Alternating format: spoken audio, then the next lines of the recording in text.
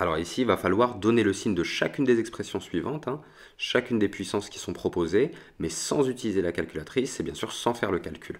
Donc là, forcément, on va faire appel aux propriétés qu'on vient de voir sur les signes de puissance.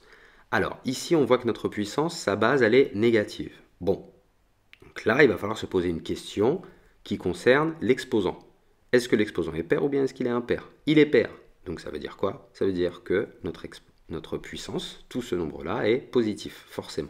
On peut soit l'écrire en français, soit le mettre en symbole mathématique, supérieur strictement à 0. Voilà. Donc moins 3 exposant 12, ça veut dire quoi? Ça veut dire qu'on a 12 facteurs, tous égaux à moins 3, hein, moins 33 fois moins 33 fois moins 33, etc., etc., 12 fois. Et ben 12 étant un nombre pair, ça veut dire quoi? Ça veut dire qu'on peut faire des petits groupes de 2. D'accord? On peut faire 6 groupes de 2 en regroupant moins 33 fois moins 33 à chaque fois. 2 facteurs égaux à moins 33. Et moins 33 fois moins 33, c'est positif.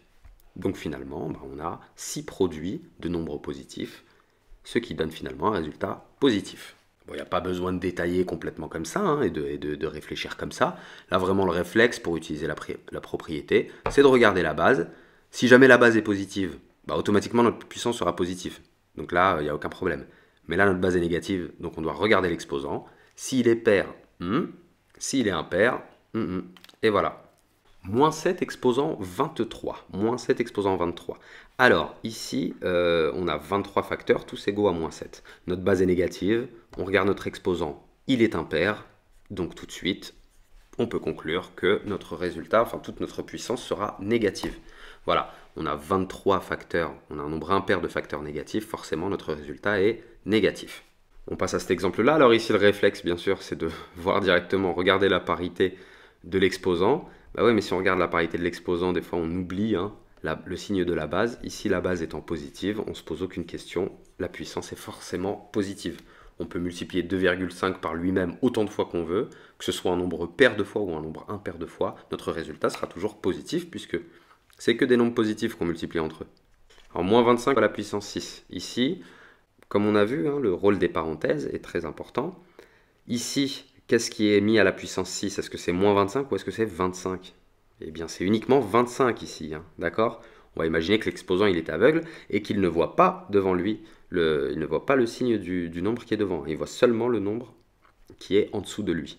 Donc en réalité, ceci c'est moins 25 fois 25 fois 25, 6 fois. Donc là, tout ça c'est égal à 25 exposant 6, et bien sûr là le moins qui est devant, il n'est pas impacté par le 6, donc il n'est pas repris dans la puissance. Le résultat sera donc forcément négatif. Ici on a moins 5 le tout puissance moins 2.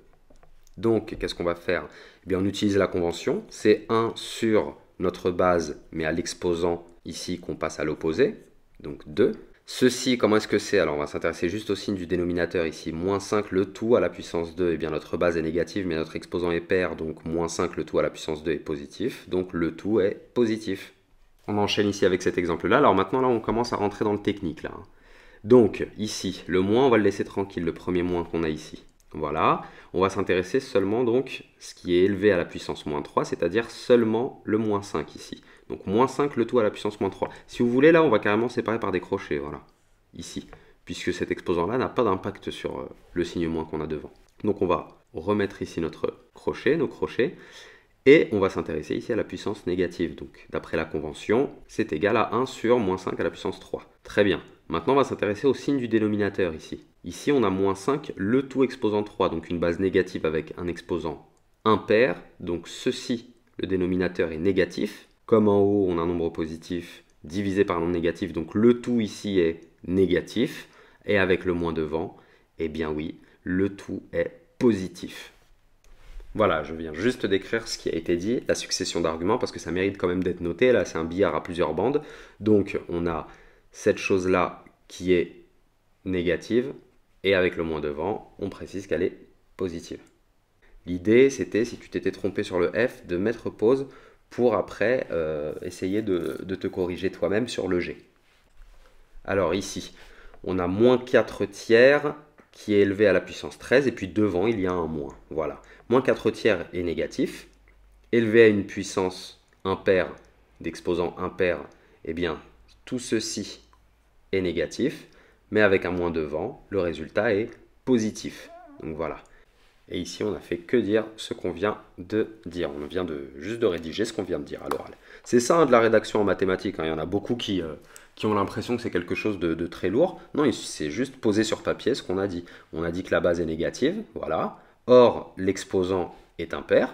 Donc quand on apporte un argument supplémentaire ici, on l'introduit par or. Donc finalement, tout ceci, toute cette puissance-là, elle est négative, mais avec un moins devant, ben c'est positif. Donc avec un moins devant, eh bien, elle devient positive. Ah, je me suis trompé ici, j'ai mis négative, hop, c'est positif. Voilà, c'est comme quoi c'est aussi bien de se relire.